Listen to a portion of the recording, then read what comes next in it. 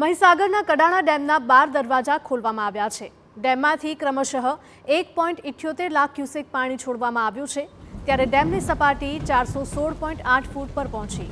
ડેમના 12 દરવાજા 8 ફૂટ સુધી ખોલીને પાણી છોડવામાં આવી રહ્યું છે।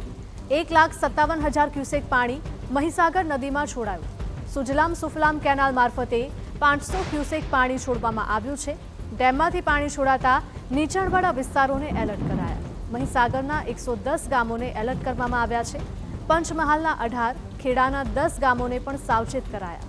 આણંદના 26 અને વડોદરાના 49 ગામોને એલર્ટ કરવામાં આવ્યા।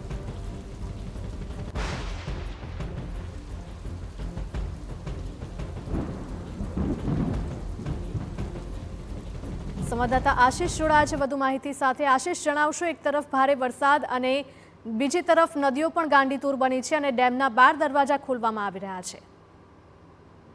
જી, કડાણા ડેમની વાત કરવામાં આવે તો મહીસાગર જિલ્લાનો આ કડાણા ડેમ જે ગુજરાત રાજ્યનો સૌથી મોટો 3જા નંબરનો ડેમ કહેવાય છે, મહત્વનો ડેમ છે। તેમાંથી હાલમાં 12 ગેટ ખોલવામાં આવ્યા છે અને 1,78,868 ક્યુસેક પાણી મહીસાગર નદીમાં છોડવામાં આવી રહ્યું છે। કડાણા ડેમની વાત કરવામાં આવે તો કડાણા ડેમની કુલ સપાટી 419 ફૂટ છે। હાલની સપાટી તેની 416.8 ફૂટ છે, એટલે કે તેનું જે રૂલ લેવલ છે 416 ફૂટ તેને વટાવી ચૂક્યો છે।